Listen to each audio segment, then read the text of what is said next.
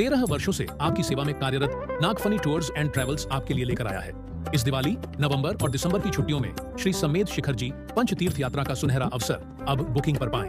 अतिरिक्त छूट हमारे साथ करें। एक दिव्य और सुविधाजनक यात्रा जहां मिलेगा आपको शुद्ध जैन भोजन। तो देर किस बात की, आज ही संपर्क करें महावीर जी एवं भूपेंद्र जी जैन से। बहुत अच्छा कार्य किया है। देवगढ़ की जो विशेषताएं हैं जो हैं आज यात्रियों को भी देखने में आने लगी हैं। यात्री भी प्रशंसा कर रहा है। आज देवगढ़ खांडप्रस्थ था, इंद्रप्रस्थ बन रहा है और बनेगा, बन गया है, कुछ और बनेगा। अभी बहुत कुछ है, तुम भी लगे रहो, मैं भी सोचता रहूंगा। आपके आशीर्वाद से ही गुरुदेव यह सब कुछ अभी तक हो पाया है। और पूरी कमेटी महाराज जी, पूरी कमेटी तन मन धन से समर्पित है इस भाव के लिए। आपका आशीर्वाद हो, घोषणा हो, 51, 61, 71 जितने भी फुट की प्रतिमा का आशीर्वाद मिले। भारत का पहला तीर्थ क्षेत्र था जहां हमारा सब कुछ दांव पे लगा था। कानून के अनुसार मेरा पिछी भी दांव पे थी, मेरा मुनि पद भी दांव पे था, जैन धर्म दांव पे था, समाज दांव पे थी और कमेटी तो उस समय उदय चंद जी और शिखर चंद जी चौधरी ये थे। जब काम शुरू किया तो उनके ये कहा, महाराज जी आपका चाहा तो हम लोग कहाँ मिले, हम लोग जिंदगी में कभी जेल नहीं गए। तो हमने कहा जिस दिन तुम देवगढ़ कमेटी जेल चली जाएगी उसी दिन हमारी छाती को बहुत शांति हो जाएगी। है ना, बहुत रिक्सी काम था, लेकिन पुण्य के प्रताप से सरकार ने और कानून ने भी सहयोग ही किया है।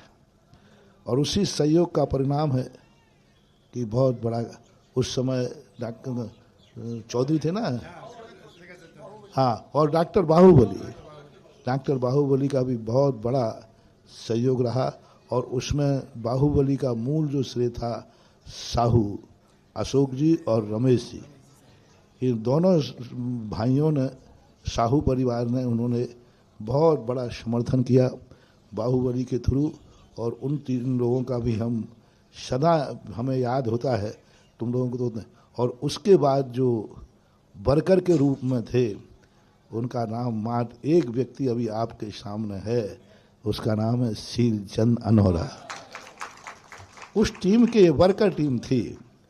ये बहुत बड़ा, आज तो उतना ज़्यादा रिस्क नहीं है, उस समय जो प्रोसेस की गई है उसमें रिक्स बहुत थी। कानून भी बीच में था और बहुत सारी रिक्सें थी। कुछ भी मतलब वहाँ अपन कुछ भी नहीं बोल सकते। आज वो रिक्स नहीं है, क्योंकि आज अपन बहुत कुछ आगे पहुँच चुके हैं। समाधान करने में शक्ति है, प्रशासन भी पहुँच है। उस समय कुछ भी नहीं था।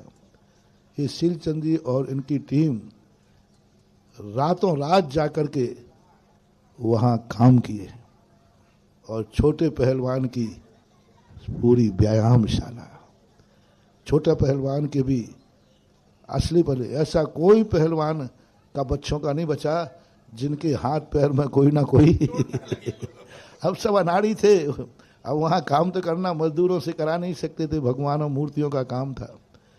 तो वो दिन भी अभी भी, और ऐसी भयंकर, आज तुम हमें गर्मी से डराते हैं कि गर्मी बहुत है। अरे गर्मी तो वो देखो जब देवगढ़ में नीचे आहार करके और ऊपर पहाड़ पर पहाड़ी चढ़कर जाते थे और कैसा रहता था, वो तो शांतिनाथ जानते हैं और हम खुद जानते हैं कि देवगढ़ में आज अपन बहुत कुछ आगे पहुंच गए। लेकिन इसके पीछे की जो कहानी संघर्षमयी है, पूज्य गुरुदेव की वो पंक्ति युक्ति सफल दिखाई देती है। संघर्षमय जीवन का अंत हर्षमय होता है। अब अपन हर्ष की तरफ चल रहे हैं। देखो इस हर्ष में कुछ भी हो सकता है।